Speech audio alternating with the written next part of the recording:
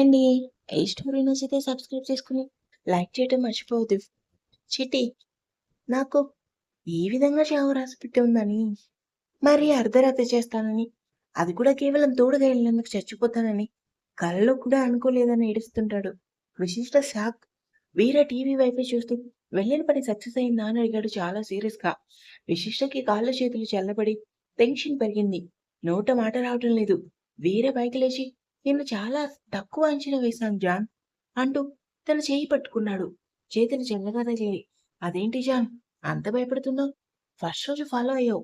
నిన్న లిఫ్ట్ అడుగుతుంటే ఫాస్ట్‌గా దూసుకెళ్ళావు. ఇవాళేమో తినే తిండిలో నిద్ర మాత్రలు పొడి చేసి మరీ కల్పించావు. మళ్ళీ అర్ధరాత్రి ఈ చిట్టిగాడిని తోడు తీసుకొని మరీ ఎళ్ళావు. అప్పుడంత లేని భయం ఇప్పుడు దేనికి? విశిష్టకి నోరు పగలటం లేదు. చిట్టి దడేలిన వీర కాళ్ళ మీద పడి, అన్నా ఈ ఒక్క తప్పు మాఫీ చేయి. నేను రానందున మేడం తీసుకెళ్లారన్నా. నేను చెప్తూనే ఉన్నా. అవన్నీ మనం ఎందుకు మేడం? వింటేనా? మీరు మారాలంట. మంచివాడిగా హీరోలాగా అంటూ ఏవేవో చెప్పారు. వీర చిట్టి కాలర్ పట్టుకుని పైకి లేపి, అప్పుడు నువ్వేం చేయాలి? నా దగ్గరకొచ్చి జరిగింది చెప్పాలి. కదా! అంటూ చిట్టి చెంప మీద ఒక్కటి ఇచ్చాడు. విశిష్ట వెంటనే ఇందులో చిట్టి తప్పేం లేదు. తను చెప్పింది కరెక్టే. నేను బలవంతం చేస్తేనే వచ్చాడా అంది కంగారుగా. వీరా ఓ అవునా అంటూ చిట్టిని గట్టిగా తోసేసరికి తలుపుకు తగిలి కింద పడ్డాడు. చచ్చాను రో అంటూ కింద పడి స్పృహ కోల్పోయాడు. విశిష్ట కంగారుగా చిట్టి అని అరుస్తూ వెళ్ళిపోతుంటే వీర తనని ఫోర్స్ గా దగ్గరికి లాక్కొని హక్ చేసుకున్నాడు. ఏంటి వాడికి ఏమవుతుందో అని భయమా? ఏమీ కాదు. వాడి సంగతి రేపు పొద్దున్నే తేలుస్తా. కానీ మరి నాకెలా నిద్ర మాత్రలు పొడి కల్పించావు? చెప్పు అన్నాడు వాయిస్ పెంచి. విశిష్ట విడిపించుకుంటుంటే వీరా ఇక్కడ ఏదైనా దొంగతనానికి వెళ్ళినప్పుడు ఈ చేత్తో ఎంతమందికి మత్తిచ్చాను. అలాంటిది నువ్వు ఇచ్చిన ఆఫర్ చిన్న టాబ్లెట్ కి పడిపోతానని ఎలా అనుకున్నావు జాన్? విశిష్ట ప్లీజ్ ఒక్కసారి వదలండి. చిట్టికి ఏమైందో చూస్తా. నా వల్ల తను ఇబ్బంది పడటం నాకు ఇష్టం లేదు. వీరా మరి అలాంటప్పుడు నన్నే పిలవచ్చుగా వచ్చేవాణ్ణి అంటూ బుగ్గ మీద ముద్దు పెట్టాడు. విశిష్ట ఎంత ట్రై చేసినా వదల్లేదు. తను నన్ను 2 చేతులు పైకి లేపి నన్ను మోసం చేసినందుకు నీకు పనిష్మెంట్ ఇవ్వాలి కదా! అంటూ తన రూమ్‌లోకి తీసుకెళ్లి బెడ్ మీద దించి, పోనీలే నీకిష్టం లేకపోయినా నాతో వచ్చావు. అని నిన్ను కనీసం తాకనైనా లేదు. అలాంటిది నన్నే తప్పు కదా! అందుకే నువ్వు నాతో నా రూమ్‌లోనే పడుకోవాలి. అది విని విశిష్ట ఇంకా భయపడుతుంటే, వీరా ఏంటి భయమే? కొత్త ఊరు కొత్త స్టేట్. ధైర్యంగా డ్రైవింగ్ చేసుకుంటూ వెళ్ళావు. నా పక్కన పడుకోవటానికి భయమా? ఏం పర్లేదు. పడుకో. నిన్ను ఏమి చేయను కానీ నా పక్కనే ఉండాలి. మధ్యలో లేచి వెళ్ళావో చిట్టిగాడు పైకి పోతాడు. తర్వాత నీ ఇష్టం అంటూ డోర్ లాక్ చేసి పడుకున్నాడు. విశిష్టకైతే దిమ్మ తిరిగింది. నేనేం చేయాలనుకున్నాను? ఏం చేశాను? దేవుడా! హాయిగా ఒక్కదాన్నే పడుకునేదాన్ని. ఇప్పుడు ఈ డాన్ పక్కన. పాపం అక్కడ చిట్టి ఎలా ఉన్నాడో అనుకుంటూ కూర్చొని ఆలోచిస్తూ నిద్రలోకి జారుకుంది. నెక్స్ట్ డే మార్నింగ్ విశిష్టకి మెలకువ వచ్చేసరికి దుప్పటి కప్పి ఉంది. దడేల్న లేచి చూసేసరికి వేరే కనపడలేదు. రాత్రి జరిగింది తలుచుకోగానే చిట్టి గుర్తొచ్చి లేచి పరిగెత్తుకుంటూ వెళ్ళింది. హాల్‌లో ఎవ్వరూ కనపడలేదు. కిచెన్‌లో చూసింది. అక్కడ ఎవరు లేరు. మళ్ళీ పైకి వెళ్ళబోతుంటే కాళీ ఎదురొచ్చి, "ఏంటి విషి అంత కంగారుగా ఉన్నావు?" అని అడిగాడు. విశిష్ట అది చిట్టి కోసం. కాళీ అదా! నేను నిద్ర లేచొచ్చేసరికి చిట్టి ఎంట్రన్స్ డోర్ దగ్గర పడిపోయున్నాడు. స్పృహలో లేడు. ఎంత పిలిచినా లేవలేదు. అందుకే సుబ్బు, సింహాద్రిని హాస్పిటల్‌కి తీసుకెళ్లారు. విశిష్ట ఏడుస్తూ, "అయ్యో! నా వల్లే ఇదంతా జరిగింది" అన్నది. కాళీ నీ వల్లా? అని అడిగాడు ఆశ్చర్యంగా. వీర విశిష్ట వెనక నుంచి ఎందుకేడుస్తావు? నాకేడుపంటే చిరాకు అన్నాడు విసుక్కుంటూ. కాళీ నువ్వు ఆగరా నాయనా! విషి ఏం జరిగిందసలు? వీర తను ఏం చెప్తుంది? నిన్న నైట్ నువ్వు మొక్కావే దూది ముక్కలు అందులో నిద్ద మాత్రలు కలిపి చెప్తుందా? కాళీ వీర మనం 6 నెలల నుంచి ప్లాన్ చేసి ప్రాణాలు రిస్క్ చేసి మరి కొట్టేసిన నగలు తిరిగి గవర్నమెంట్‌కి ఇచ్చేసింది. ఆ విషయం చెప్తుందా? కాళీ ఫేస్ చూడాలి. వీర నువ్వు అమాయకురాలనుకుండే. ఆ! ఈ ముద్దుల చెల్లి ఆ చిట్టిగాడి సహాయంతో ఇదంతా చేసింది. తను చేసింది తప్పు అని ఒప్పుకోదు కానీ, నేను చిట్టిగాడిని కొట్టానని తెగ బాధపడిపోతుంది. కాళీ అంటే ఆ నగలు వీరా జాన్ మన రూమ్‌లో అల్మారాలో ఒక బ్యాగుంటుంది తీసుకురా. విశిష్ట కామ్‌గా వెళ్ళగానే కాళీ మన రూమా? ఏం వింటున్నాను నేను? విశిష్ట వెళ్ళి బ్యాగ్ ఓపెన్ చేసి చూస్తుంది. మొత్తం ఒరిజినల్ జ్యువెలరీ. డీడీ పాప ఎక్స్‌ప్రెషన్ చూడాలి. తీసుకెళ్ళి వీరకివ్వగానే చూసావా అని అడిగాడు. విశిష్ట తలూపింది. ఖాళీ బ్యాగ్ లాక్కొని గబగబా ఓపెన్ చేసి చూశాడు. జ్యువెలరీ చూసి హమ్మయ్య! అని ఊపిరి పీల్చుకొని మరి వీళ్ళు తిరిగిచ్చినవి? అని అడిగాడు ఆశ్చర్యంగా. వీర నీ ఈ చెల్లి మనం ఇక్కడికి వచ్చిన దగ్గర నుంచి ఫాలోయింగ్ చేసి ప్లాన్ ఏసి మరీ నగలు దాచింది.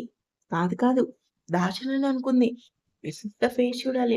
ఏంటి జాన్ నాకు తెలీదనుకున్నావా? నువ్వు నన్ను ఫాలో అయిన రోజే నేను నిన్ను చూసా. కానీ నువ్వు ఎలా నగలు తీసుకుంటావా అని సైలెంట్‌గా ఉన్నా. నువ్వు బెడ్ కింద దాక్కునేటప్పుడు డూప్లికేట్ నగలు పెట్టాను. ఒరిజినల్ దాచేశాను. నువ్వు ఆ ప్లేస్‌లో మళ్ళీ డూప్లికేట్ పెట్టి మరీ తీసుకెళ్ళావు. నేనవి తీసి ఒరిజినల్ పెట్టాను. విశిష్ట టైం నీది. ఏం చేస్తాం? ఖాళీ తప్పు కదా! విషి ఏదో పోనీలే అని నగల సంగతి చెప్తే మాకే టోకరా వేస్తావా? నీ దోస్తీ కటీఫ్ అన్నాడు కోపంగా. వీర కానీ నేను మాత్రం నా జాన్ తెలివికి ఫిదా అయ్యా. ఇంకా లవ్ పెరిగింది. అందుకే నెక్స్ట్ డే చేయబోతు దొంగతనానికి తనని తీసుకెళ్ళాలని ఫిక్స్ అయ్యా అంటూ వెళ్ళిపోయాడు. విశిష్ట నీరసంగా వెళ్ళి సోఫాలో సెటిల్ అయింది. ఖాళీ విశిష్ట వైపు కొర కొర చూసి వెళ్ళిపోయాడు. ఫ్లైట్ టు యూకే 2 రోజుల పాటు వైషు ప్రతిదానికి వనమాలకి ఎదురు చెప్పడం, కావాలని తనకు నచ్చిన పనులు చేసి ఇంకా కోపం పెంచేది. ఒకరోజు సిద్ధుకి వేరే పనుండడంతో వైషుని తీసుకెళ్ళడానికి షాన్ వచ్చాడు. కారు ఎక్కుతుంటే వైషు షాన్ ఇవాళ నేను డ్రైవ్ చేస్తా. షాన్ అమ్మో మీరా? వద్దు మేడం. సుచిత్ర మేడం ఊరుకోరు. వైషు నువ్వు చెప్పకు. నేను చెప్పను అంది. షాన్ సిద్ధు సార్ అంటూ నసిగాడు. వైషు నేను చూసుకుంటా పదా అంటూ డ్రైవింగ్ స్టార్ట్ చేసింది. వైషు డ్రైవింగ్ చూసి షాన్ సూపర్‌గా చేస్తున్నారు మేడం. వైషు కొత్తగా ఏదైనా చెప్పు. షాన్ కొత్తగానా? ఆ సోనా ఇవాళ నుంచి ఆఫీస్‌కొస్తుంది. వైషు రానివ్వు. నాకేంటి అంది రోడ్డు వైపు చూస్తూ. షాన్ సోనాకి ఆఫీస్‌లో ఫ్యాన్స్ ఎక్కువ మేడం. అందులో ఈమె గారు చాలా షార్ప్. 3 సంవత్సరాల నుండి చేస్తుంది. వర్క్ తొందరగా నేర్చుకొని టీఎల్ అయిపోయింది. వైషు అదే టాలెంట్‌తో మీ సార్‌కి వైఫ్ అవ్వాలనుకుంది. కుదరలేదు అంతేనా? షాన్ అంతే మేడం. కానీ మీరు జాగ్రత్త. అసలే కిలాడి. వైషు నువ్వో సంగతి మర్చిపోతున్నావు. కంపెనీ మంది. డోకా జాడిస్తే కట్ చేస్తా. షాన్ వనమాలిని కూడా ఓ చూపు చూసారనుకుంటా. నాకు మాత్రం చాలా హ్యాపీగా ఉంది మేడం. ఆ విషయంలో. వైషు అంటే నువ్వు కూడా వనమాలి బాధితుడివా? షాన్ చైర్మన్ సార్ కంపెనీ పెట్టినప్పుడు మా నాన్నగారు ఇక్కడే చేరారు. 6 సంవత్సరాల క్రితం నేను కూడా ఇక్కడే చేరా మేడం. అయితే ట్రైనింగ్ కోసం నన్ను కూడా ఈయన దగ్గరే పడేశారు. నన్ను ఓ రేంజ్‌లో ఆడుకున్నాడు. అయితే నా లక్కేమో సిద్ధు సార్ ఎండీ అవ్వడం, నన్ను పీఏగా సెలెక్ట్ చేయటం. ఆ మహానుభావుడి బారి నుంచి బయటపడ్డా. వైషు అయ్యో భయ్యా! మీరు రివెంజ్ తీర్చుకోలేదా మరి? షాన్ ఊరుకోండి మేడం.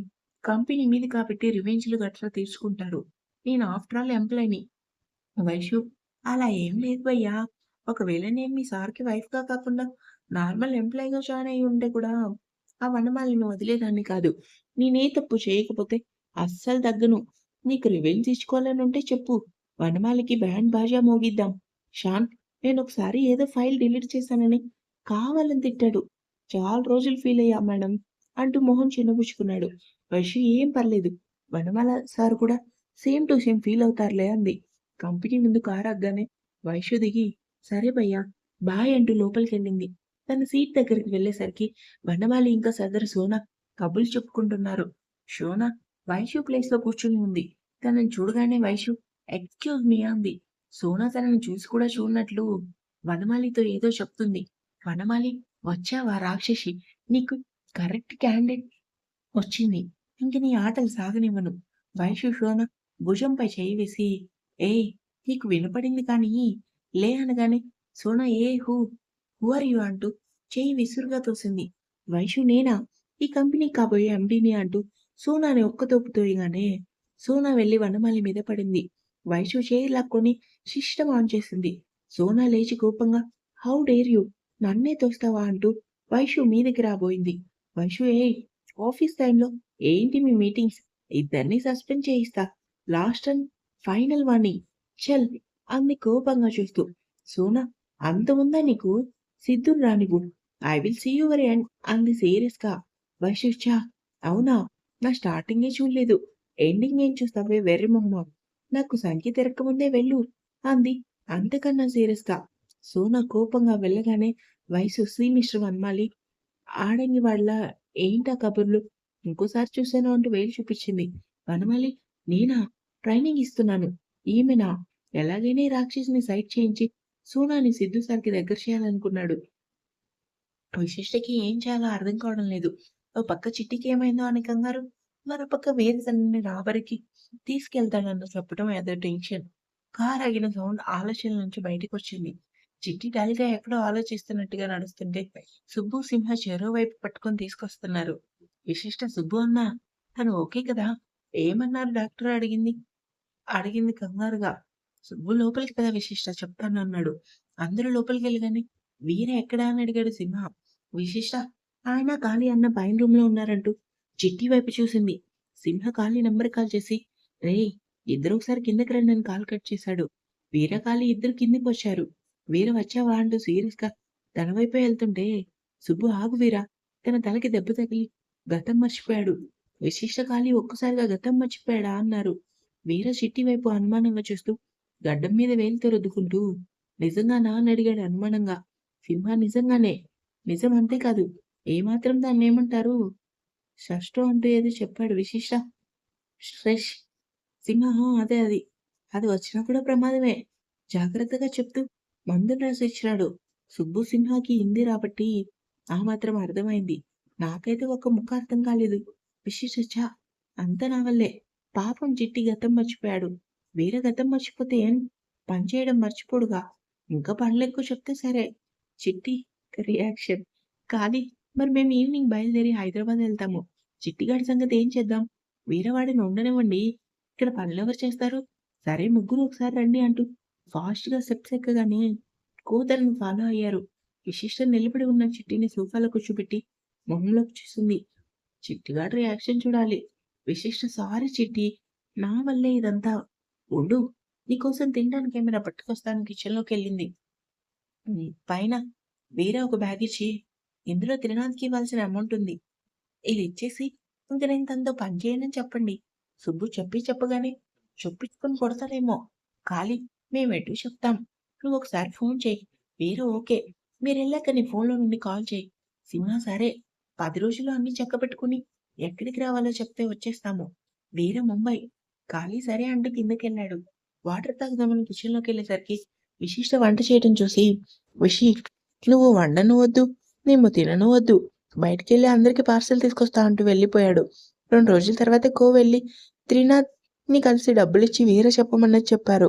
త్రినాథ్ కోపంగా అలా ఎలా మానేస్తాడు? కుదరదు. తనని వెంటనే రమ్మనండి.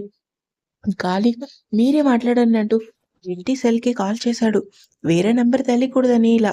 వీర లిఫ్ట్ చేయగానే ఖాళీ త్రినాథ్‌కిచ్చాడు. త్రినాథ్ ఏంటి వీరా? నీ వాళ్ళు చెప్పేది? వీర ఏ తెలుగులో చెప్పలేదా? త్రినాథ్ అతి తెలివి ప్రదర్శించుకు. అలా ఎలా డిసైడ్ చేస్తావు? ఒకసారి రా. ఇద్దరం కలిసి కూర్చొని మాట్లాడుకుందాం. కావాలంటే పర్సెంటేజ్ పెంచుతా. వేరే ఎంత పెంచుతావు? మహా అయితే 40-50 అంతేగా. అవసరం లేదు. నేను హైదరాబాద్ వచ్చేది లేదు. నీ దగ్గర చేసేది లేదు. ఉంటా అంటూ కాల్ కట్ చేశాడు. త్రినాథ్ ఖాళీ. వాడికేమైనా మెంటలా? మర్యాదగా రమ్మని చెప్పు. లేకపోతే ఈ త్రినాథ్ అంటే ఏంటో చూపిస్తా అన్నాడు సీరియస్‌గా. ఖాళీ వీర ఒకసారి అనుకుంటే ఎవరు చెప్పినా విండు అని పదండ్రా అంటూ సింహ వాళ్ళ వైపు చూశాడు. ముగ్గురు వెళ్ళిపోయాక త్రినాథ్ ప్రతి మనిషికి ఒక వీక్‌నెస్ ఉంటుంది. నీ వీక్‌నెస్ నీ భార్య. తన ఫ్యామిలీ ఇక్కడే ఉంది. ఆ విషయం ఎలా మర్చిపోయావో, ఎలా రావో చూస్తా అంటూ పళ్ళు కొరికాడు. ఇంకా ఉంది.